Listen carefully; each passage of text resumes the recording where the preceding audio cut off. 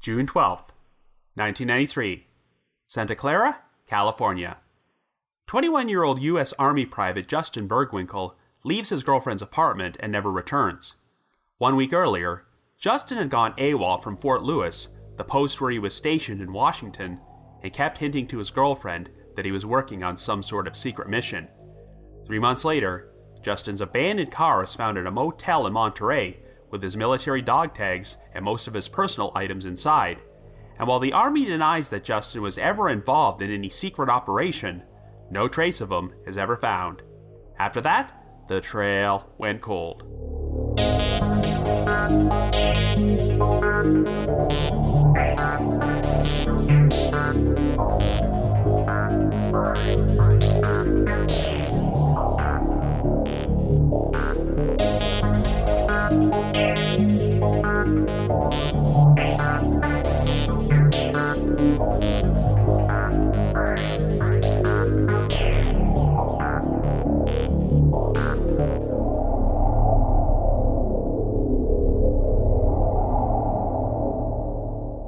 Hello everyone, and welcome to our latest episode of The Trail Went Cold.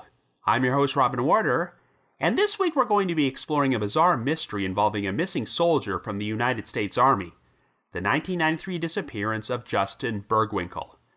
This case was featured on Unsolved Mysteries, and not surprisingly, I've received numerous requests to cover this one since the inception of this podcast. During the mid-1990s, Unsolved Mysteries went through a period where they produced a lot of segments involving potential conspiracies within the military. They would usually focus on an American serviceman who was found dead under suspicious circumstances, but even though their deaths were officially ruled to be suicides, their loved ones were certain that they were murdered, and the military was covering something up. However, the Justin Burgwinkel case stands out from the others because he was never confirmed to be dead. Instead, he went absent without leave from his base in Washington State and traveled to California before he vanished without a trace, and he has not been seen in nearly 30 years.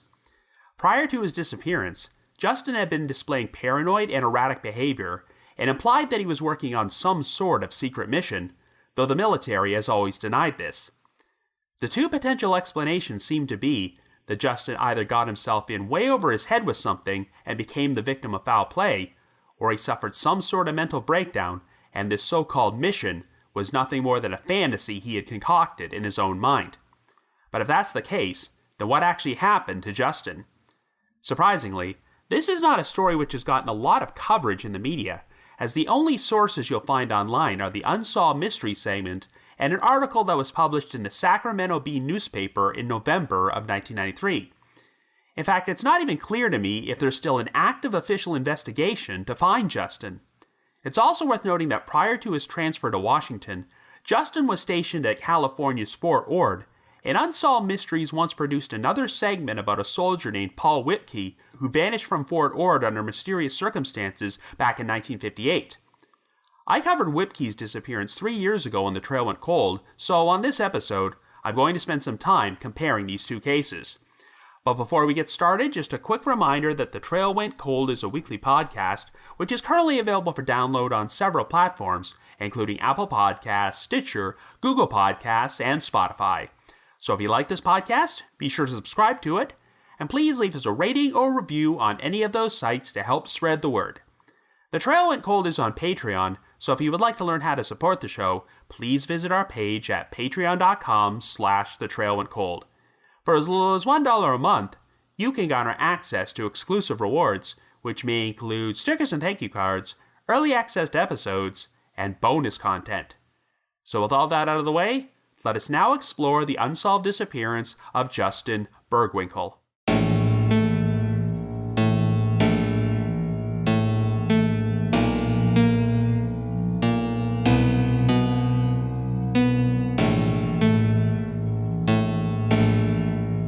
Our story begins in 1993, and our central figure is 21-year-old Justin Burgwinkel. Justin was originally born in Clinton, Massachusetts to his parents, Walter and Diane Burgwinkel, and he has 2 brothers. After being an honor student throughout high school, Justin enlisted in the U.S. Army following graduation, and initially set his sights on being a paratrooper. Following his completion of boot camp during the summer of 1990, Justin, who had been an excellent foreign language student in high school, earned a spot at the Defense Language Institute located at the Presidio of Monterey in California. While there, he specialized in Korean language training and reportedly told his family that he was eventually hoping to serve with the elite combat unit, the Army Rangers. However, Justin's military career hit a major snag in early 1991 after a shoplifting incident where he and some of his friends were caught stealing some tapes from a video store. As punishment, Justin was drummed out of the Defense Language Institute and sent to cook school in South Carolina. He was subsequently sent back to California and reassigned to Fort Ord, located just outside Monterey, where he became a culinary specialist who prepared meals for his fellow soldiers. Justin was left pretty discouraged by this situation and was unable to rise above the rank of private, but things started to look up for him in August of 1992 when he became romantically involved with a woman named Yolanda Antunes. Yolanda was a computer science student at Santa Clara University who lived in an apartment in the city, and even though Santa Clara was located 85 miles away from Fort Ord, Justin took frequent trips back and forth in order to visit Yolanda. Even though they had a strong relationship, Yolanda did notice some odd behavior from Justin, who would sometimes abruptly end their dates or cut off his visits by saying that he needed to go back to Monterey. During our Unsolved Mysteries interview, Yolanda stated, quote, "All of a sudden, he would just stop what he's doing with me in the afternoon, and he would just say, 'I'm sorry, but I have to go to Monterey and see some people, but I'll be right back,' end quote." Justin would attempt to explain his behavior by telling Yolanda that he was involved in something secret and he couldn't tell her about it. Things became more complicated in February of 1993 when Justin was transferred from Fort Ord to Fort Lewis, which was located in Washington state over 800 miles north from Santa Clara. But in spite of this, Justin continued to maintain his relationship with Yolanda and would travel back to California to visit her whenever he could. In May of that year, Justin was granted a 2-week furlough from Fort Lewis and went to stay at Yolanda's apartment, but she noticed that his behavior was becoming even stranger. Justin brought along a briefcase on the trip, which he was very secretive about, and he would never open it in front of anyone. If he did open it inside Yolanda's apartment, Justin would ask her to turn her head and not look, but there was one moment when she managed to catch a glimpse of Justin over her shoulder and saw him pulling small pieces of paper out of the briefcase, which he tore apart with his hands. There was also another incident where Yolanda found Justin sobbing alone inside her living room, but he refused to say what was bothering him and said there was nothing wrong. The strangest event which occurred during Justin's visit was when Yolanda received a phone call at her apartment from an unidentified man who asked for Justin. When Yolanda told the caller that Justin was out with friends, he asked her to let him know that, quote-unquote, "the mission's off." Even though Yolanda asked for clarification about what the caller meant, he simply responded, quote, "just tell him, the mission's off." When Justin returned to the apartment later that night, Yolanda believed that he looked very pale, and she told him what the caller said. This caused Justin to become enraged, and he started storming through the apartment, but when Yolanda asked what was going on, he replied, quote, "you don't want to know." After Justin's furlough ended, he returned to Fort Lewis and phoned his parents in Clinton, and they did not notice anything unusual about him. But around the same time period, credit card records would show that Justin purchased 2 handguns, a .357 revolver, and a 9mm semi-automatic, as well as over 100 rounds of ammunition and some gun cleaning equipment. At 4:30 a.m. on Friday, June the 4th, Justin was scheduled to report for kitchen duty at Fort Lewis, but he never showed up. Since he had a good record, the dining facility decided to hold back on reporting Justin's absence to their superiors, as they hoped they could find him and deal with the situation internally. However, by Monday, June the 7th, Justin had still not turned up, so he was officially reported as absent without leave, aka AWOL. Well, it turned out that Justin had made an unexpected trip from Fort Lewis to Santa Clara on June the 4th and surprised Yolanda by arriving at her apartment late that night. He remained there for the next several days and would frequently leave to take what he described as important trips to Monterey. Yolanda also noticed that Justin was carrying the 2 guns he had recently purchased, and he had them on him at all times. When Yolanda learned that Justin's absence from Fort Lewis was not authorized, she advised him to phone his parents. Justin agreed to call them and told his parents that he was not actually AWOL, but quote-unquote working, though he refused to share any specific details about what he was doing. The Burgwinkels still advised Justin to contact Fort Lewis, so later that same night, he phoned his unit to let them know he would report back as soon as possible after he took care of a few things. However, Justin continued to remain at Yolanda's apartment, so she made an attempt to follow him on one of his clandestine trips to Monterey. Before they even exited the building, Justin saw Yolanda and a confrontation ensued, which led to her demanding an explanation about what he was doing. Justin's only response was for her to watch the movie White Sands, a thriller which had been released the previous year, and featured a story about a protagonist who becomes involved in the world of international arms smuggling. Justin had also mentioned White Sands during a previous conversation with his parents, and specifically said to pay attention to the character played by Mickey Rourke, an arms dealer who turns out to be a CIA agent. I'll be providing more details about White Sands later on in this episode, but at the time, Justin's reference to the film really didn't shed much light on what he was actually doing. On the morning of June the 12th, Justin left Yolanda's apartment at 10 a.m. and told her he would be back at around 4 p.m., but he never returned, and this would turn out to be the last confirmed sighting of him. Even though Justin had told his mother he would call her the following day in order to update her about the situation at Fort Lewis, he never did.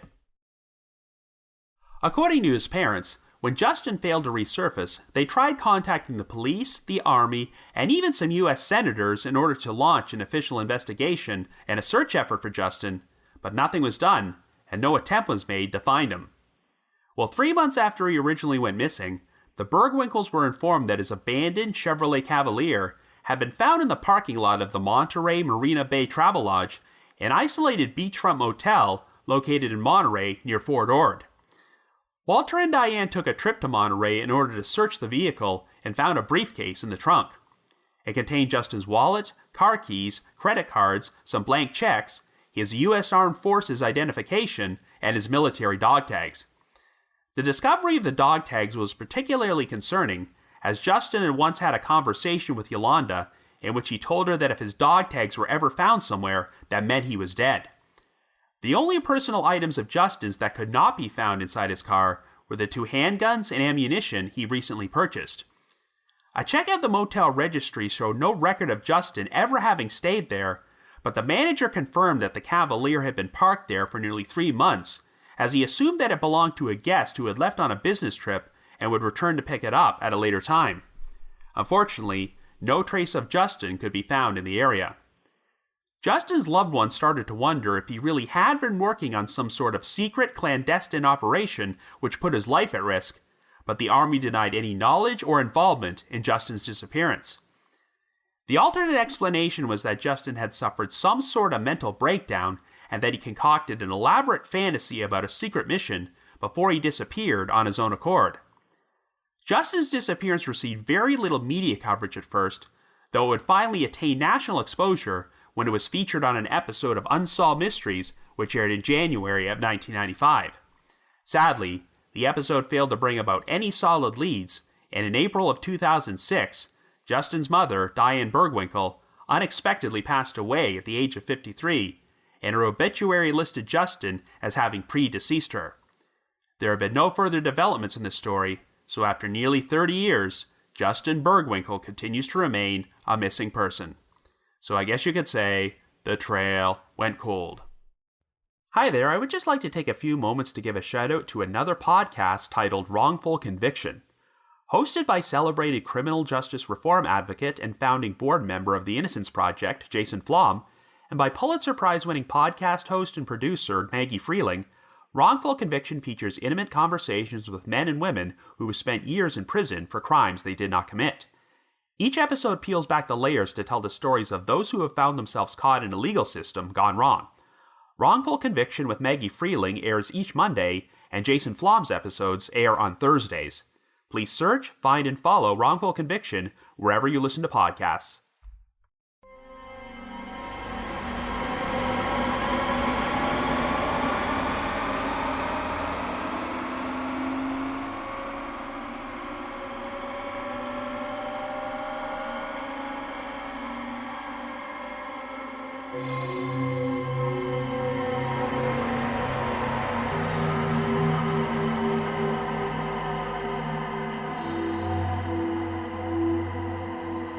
So like I mentioned in the intro, there's very little information available about this case other than the Unsolved Mysteries segment, and one article which was published in the Sacramento Bee in the months following Justin Burgwinkel's disappearance. However, if you search online discussions about this case, you'll find a lot of comments from people who claim to have known Justin personally and offer some interesting insight into his story, but I'll talk more about that momentarily. Over the years, Unsolved Mysteries produced a lot of segments about suspicious suicides and military conspiracies, and there's still a number of them that I have not yet featured on The Trail Went Cold because of one underlying problem. When I research these stories, I'll often find that there are very little or no outside sources besides the show. As much as I love Unsolved Mysteries, it's no secret that they sometimes had a tendency to distort the facts in order to further their narrative and add more mystery and intrigue to these stories. So when I'm unable to find many outside independent sources, I have to wonder if we're getting the full picture. We really don't know all that much about Justin Burgwinkel's service in the Army, as it's mostly based on secondhand information he supposedly shared with his parents and his girlfriend, Yolanda Antunes, who were interviewed during the Unsolved Mysteries segment. The only other interviewee is a retired Army First Sergeant named James Tyler, who served with Justin, though it's not clear what kind of relationship they had, or if he was Justin's superior. But the segment does not feature official comments from anyone else affiliated with the military or law enforcement, which I find a bit unusual. I mean, it would be one thing if Justin had been killed, and his death was ruled to be a suicide, and the investigation was officially closed, but he was a missing person who went AWOL, and had still not been found. Was there anyone besides his family who was actually looking for him? It's interesting how in many of the Unsolved Mysteries segments about alleged military conspiracies, Robert Stack would often state that the military declined to participate in the broadcast, but he never actually said that for this segment. This has to make you wonder how much the show actually consulted with the Army while putting together this segment, or if they were basing most of their information on secondhand stories shared by Justin's friends and family. So now's a good time to address a number of comments which have been made about this case online by people who say they have a personal connection to Justin or his disappearance. One of the best resources is a lengthy thread about this case from the Unsolved Mysteries message board at the Sitcoms Online forum, which I'm always referencing, and the thread dates all the way back to 2004. I'll add the obligatory disclaimer that I have no idea if any of these commenters are legitimate, but with so little hard information available, I thought they were worth mentioning. Most of these comments are from posters who claim to have gone to high school with Justin or served with him in the Army, and they describe him as a very likable, funny, and intelligent guy who did not give off any outward signs that he might have been suffering from some sort of mental illness that caused him to have delusional fantasies. However, one poster under the username Neon Noodle said that Justin would sometimes do daring things just to see if he could get away with it and avoid being caught. In fact, it's been theorized that this was the basis for the shoplifting incident, which got Justin drummed out of the Defense Language Institute, as he may have committed this completely senseless theft to challenge himself, but it wound up backfiring on him in a huge way when he got caught. I get the impression that Justin's attempts to become an Army Ranger were greatly exaggerated by Unsolved Mysteries, as he might have told his friends and family that this was his goal, but the shoplifting incident pretty much ensured that this was never going to happen. It sounds like Justin was reassigned to become a culinary specialist just so he could fulfill his remaining service obligations, but after 3 years of enlistment, he had still not yet risen above the rank of private. So it's definitely not unbelievable that Justin could have been fabricating all of his stories about secret missions in order to overcompensate for the fact that his military career didn't seem to be going anywhere. And I get the impression that Justin's friends and family initially thought he was exaggerating with these stories, but wound up taking them a lot more seriously when he turned up missing.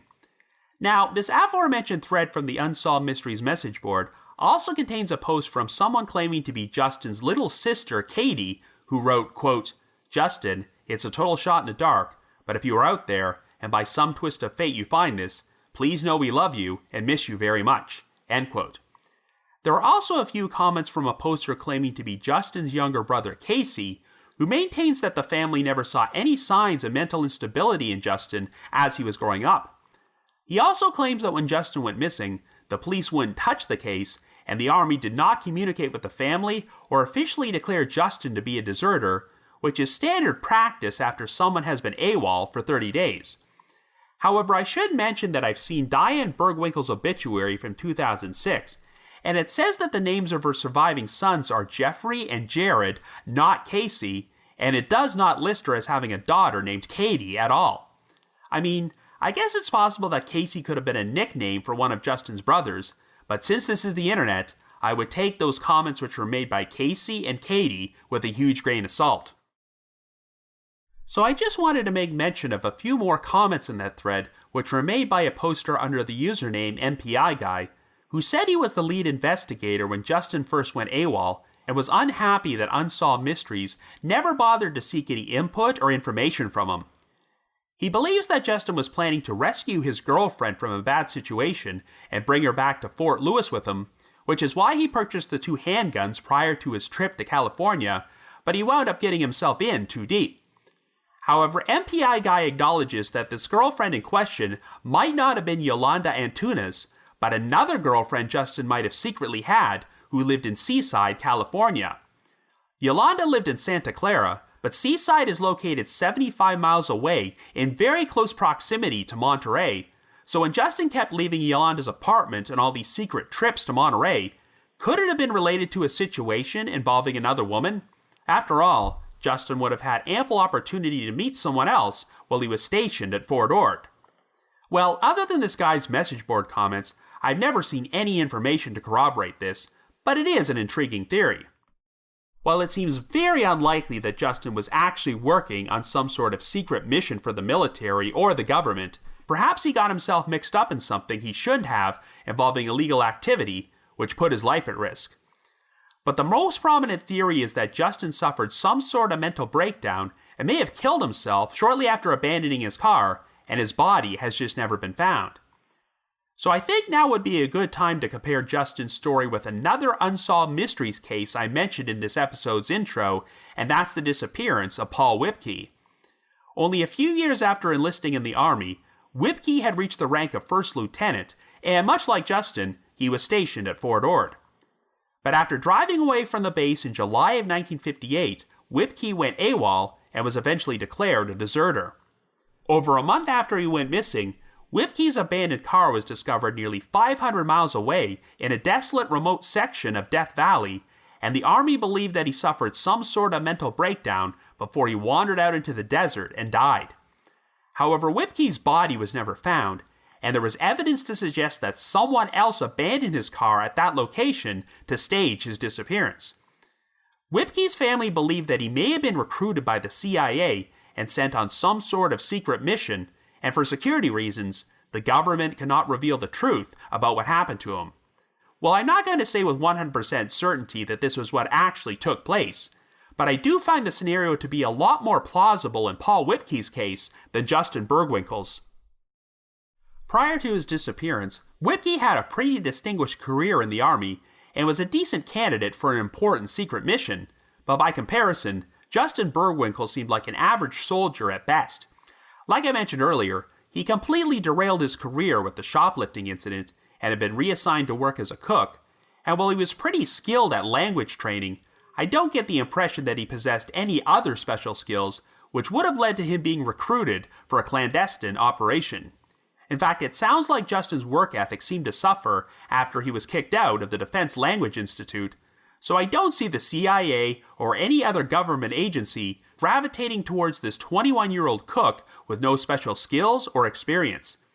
Now, another parallel between Justin's case and Paul Whipkey is that Whipkey had also been displaying erratic behavior prior to his disappearance, but there's actually an explanation for that. The previous year, Whipkey had been assigned to work on some nuclear weapons testing and was likely exposed to radioactive fallout, which caused great strain on his physical and mental health. So it's possible that Whipkey really did wander off into the desert and die, but the Army still did a lot of shady things to cover up his disappearance to avoid admitting their own culpability in what happened to him.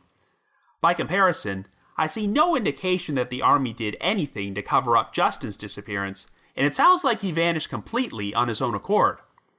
So there's another case which was featured on Unsolved Mysteries around this time period, which also has similarities to this one, and that's the death of SPC Chad Langford, who was shot to death while performing his patrol as a military policeman at Alabama's Redstone Arsenal in March of 1992. I may cover this case on a future episode of The Trail Went Cold at some point, but long story short, even though the circumstances of how Langford's body was found were very strange, the military still ruled his death to be a suicide and concluded that he shot himself in such a fashion to make his death look like a homicide. However, Chad's loved ones believed that he was the victim of foul play because he had told them he was doing secret undercover work for the Army to investigate drug dealing. However, the Army denied that any undercover operations were taking place, so it's possible that Langford was fabricating these stories in order to make his family believe he was more important than he really was, and stage things to make it look like he was killed in the line of duty. Indeed, it is possible that Chad Langford and Justin Burgwinkel were both suffering from psychological problems and were secretly ashamed about their lack of progress in their careers, so they wanted to end their lives in a manner which made it look like they died heroic deaths. Of course, one of the key differences is that unlike Justin, I do not believe Chad had any serious disciplinary infractions on his record which would have harmed his career.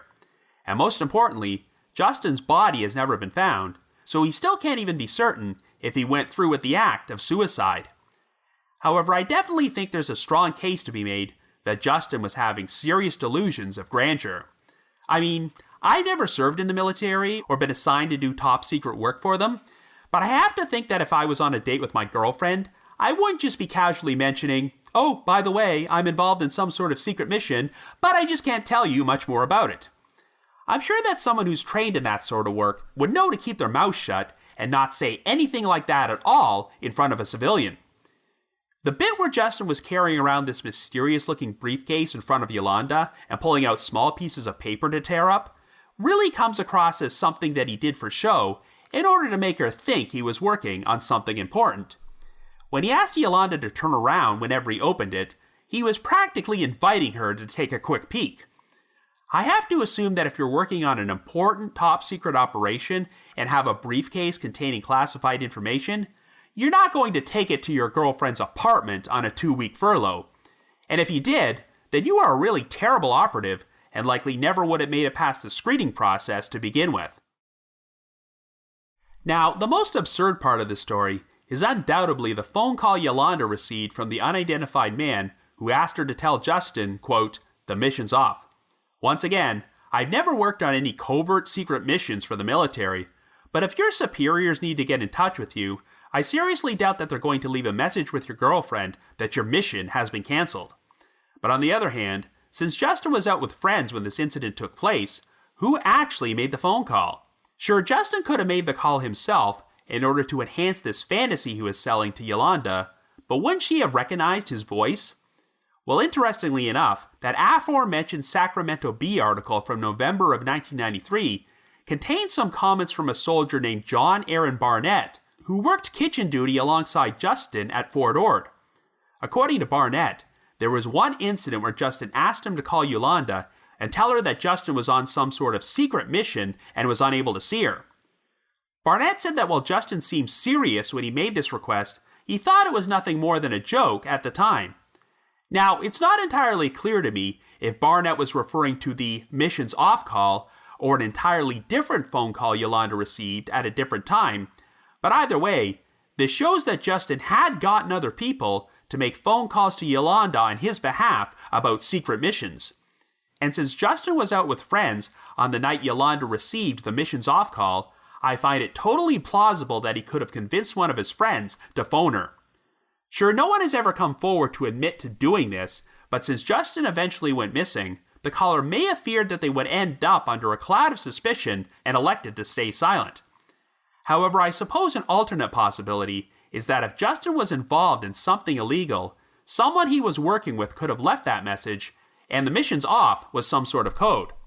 After all, Yolanda said that Justin got really distressed when he returned to the apartment and she gave him the message, so if he orchestrated the phone call himself, it sounds like he was going all out to sell the whole situation. We also have to remember that Yolanda later found Justin sobbing in her apartment, so he was either really upset about something or suffering from some really serious mental health issues. So when Yolanda kept pressing Justin about what he was involved in, he told her to watch the movie White Sands, and since I have personally watched it, I'll share a few details about the film's plot. Willem Dafoe plays a deputy sheriff from a small town in New Mexico. He becomes embroiled in an intriguing mystery when a man carrying a briefcase containing $500,000 is found shot to death in the desert in an apparent suicide.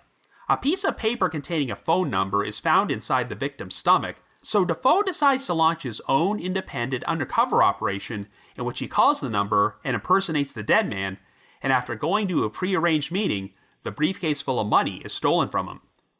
Dafoe soon learns that the victim was an undercover FBI agent, and he has stumbled upon a complicated operation involving an international arms dealer played by Mickey Rourke, who was planning to use the $500,000 to arm some freedom fighters in South America. It's eventually revealed that Rourke's character is actually a CIA agent who orchestrates the sale of weapons to America's enemies to ensure the survival of the military-industrial complex. White Sands originally came out in theaters in April of 1992, just over 1 year before Justin went missing, and in retrospect, it's kind of a weird choice for Justin to reference, since the film got mixed reviews and didn't make much of a dent at the box office. And quite frankly, if it wasn't for this case, most people probably would have forgotten this movie even existed. But the plot is based around a briefcase full of money, and Justin was often seen carrying a briefcase, so if he saw White Sands, maybe he was using it as an inspiration for an elaborate fantasy. Curiously, even though it involves the FBI and the CIA, the Army is not part of the film at all. But I think you could draw some parallels between Willem Dafoe's character and Justin. At the start of the film, Dafoe is pretty much bored with his life, as being a deputy sheriff in rural New Mexico is not providing him with much excitement, so this is why he takes the initiative to impersonate the dead FBI agent, and he soon finds himself way in over his head. So perhaps Justin felt the same way about his own life, which is why he constructed a fantasy about becoming involved in a government operation. I know that Justin specifically told Yolanda and his parents to pay attention to Mickey Rourke's CIA agent/arms dealer character, but I seriously doubt that the CIA is going to recruit a 21-year-old soldier with an average service record for a secret operation involving international arms dealing.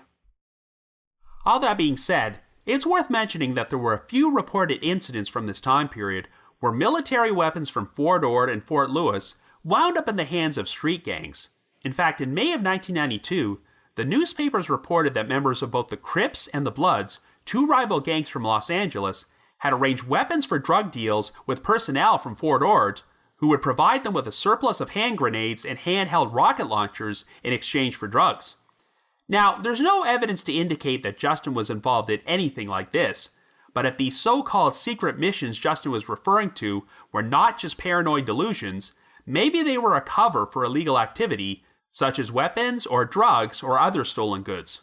One interesting detail from the Sacramento Bee article, which I previously did not know about, is that one of Justin's former Army friends claimed that Justin often liked to flash around a military ID which had his photo on it, but someone else's name. These IDs were apparently quite difficult to counterfeit, and likely would have landed Justin in serious hot water if he was caught. So was there a reason he was carrying around something like that? While he was still stationed at Fort Ord, Yolanda said that Justin would sometimes abruptly end their dates and say that he needed to go back to Monterey, but he would do this completely out of the blue without receiving any phone calls or messages. And after he went AWOL from Fort Lewis, Justin spent a week at Yolanda's apartment, and on several occasions, he left on what he claimed were important trips to Monterey before he disappeared. I mean, for all we know, Justin could have just been staging the whole thing as part of his fantasy, but where exactly did he go when he left on all these trips? Did he just go off and do his own thing for several hours before he returned? Or could he have been involved in something else which had nothing to do with a secret mission? Well, I previously made mention of those comments from the Unsolved Mysteries message board by the poster known as MPI Guy, who said there were rumors that Justin might have had another girlfriend in the town of Seaside who had gotten herself involved in a bad situation he was trying to rescue her from.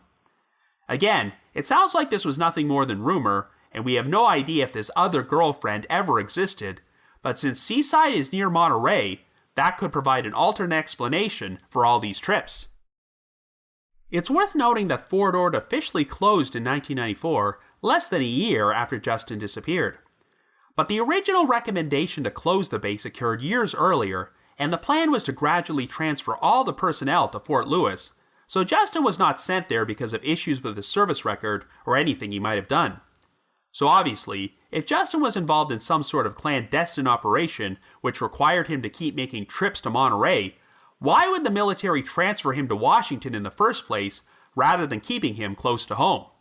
However, I'm sure the transfer was very inconvenient for Justin, since his relationship with Yolanda was getting more serious, and he was now being sent to another post located over 800 miles away.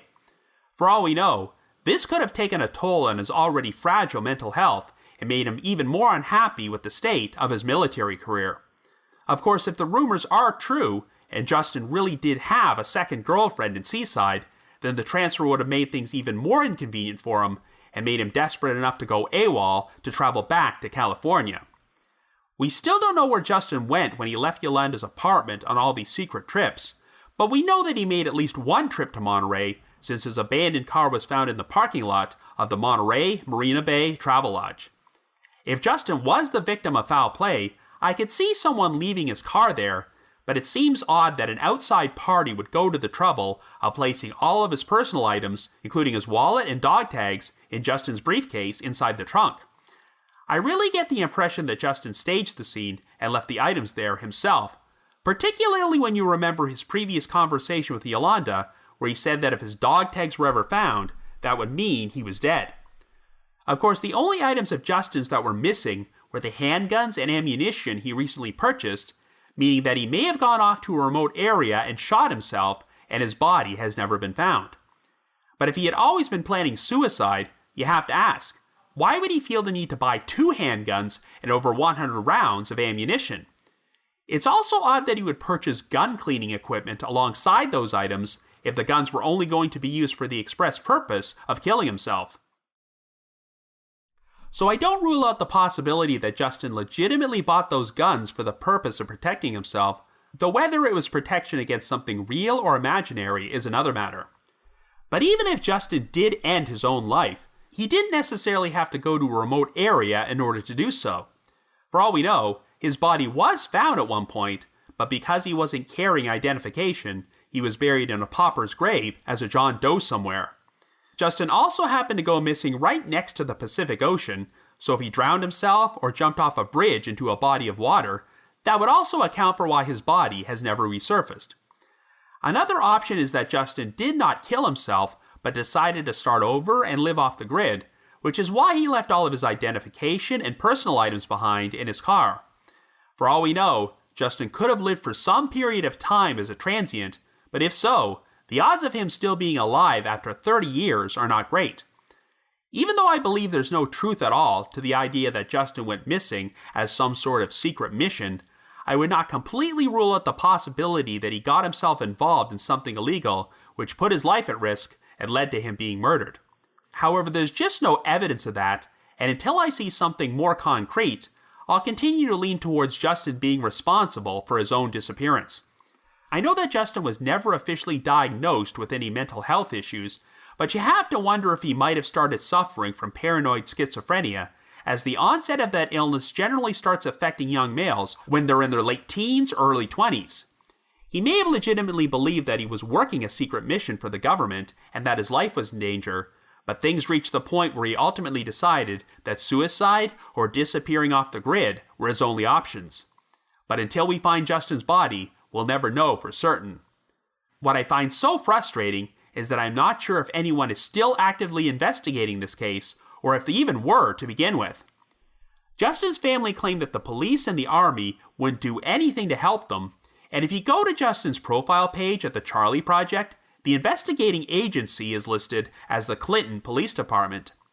That's the Burgwinkel's original hometown, but I'm not sure how thoroughly a police department from Massachusetts will be investigating a missing persons case from California. It would be one thing if Justin's death had been ruled a suicide and the authorities had closed the investigation, but he is technically still a missing person, and even if he did kill himself, it would be nice to recover his remains and provide resolution for his family. So if you happen to have any information about the unsolved disappearance of Justin Burgwinkel, please contact the appropriate authorities. But if you just have your own thoughts about what happened, feel free to leave me a comment or send me an email to robin.warder@icloud.com. It's robin.warder@icloud.com. Now, the reminder that The Trail Went Cold is on Patreon, so please visit patreon.com/thetrailwentcold to learn how you can support our podcast and become eligible for some pretty neat rewards. This past month, I released a bonus episode about the 1970 murder of 18-year-old Joanne Weigel and the subsequent disappearance of her 18-year-old high school sweetheart Mike Klein, who became a wanted fugitive before he could be arrested for the crime and has not been seen in over 50 years. In addition, I've dropped an exclusive bonus episode from my spin-off podcast, The Path Went Chilly, in which myself and my two co-hosts, Jules and Ashley, cover yet another case from Unsolved Mysteries, the 1988 murder of Philip Fraser. And for our patrons in Tier 3, I've recorded another new audio commentary track, which can be played over a classic episode of Unsolved Mysteries. I'd also like to give a shout out to our most recent listeners who have signed up with us on Patreon this week, and they are Betty S., Emma G., Kiki, Ryan G., Kimberly T., Michael F., and Cheryl S. Thank you all so much for your support. I also wanted to mention that later this month, The Trail Went Cold is going to be appearing at the True Crime Podcast Festival, which is taking place at the Weston Park Central Hotel in Dallas, Texas, from August the 27th until the 28th. Myself and many other prominent true crime podcasts will be in attendance, and there will be a bunch of panel sessions, discussions, and live episodes. In fact, at 9:15 a.m. on the morning of August the 28th, I'll be participating in a panel session with another podcast called Shockingly Wicked, in which we discuss unsolved mysteries. I'll even be screening a copy of my little scene video titled The Unsolved Mysteries Fanatic, which was made about 3 years before we launched The Trail Went Cold, and was our early attempt to turn this concept into a YouTube series before we ultimately turned it into a podcast. It features me doing my best Robert Stack impression, and not a lot of people have seen this video, but if you attend my session at the True Crime Podcast Festival, you'll get an exclusive screening. So in order to purchase tickets, please visit the website truecrimepodcastfestival.com. That's truecrimepodcastfestival.com. I just wanted to give another shout out to my supporters at the Unresolved Mysteries subreddit and the Unsolved Mysteries message board at the Sitcoms Online forum, which contains a very interesting thread about today's case.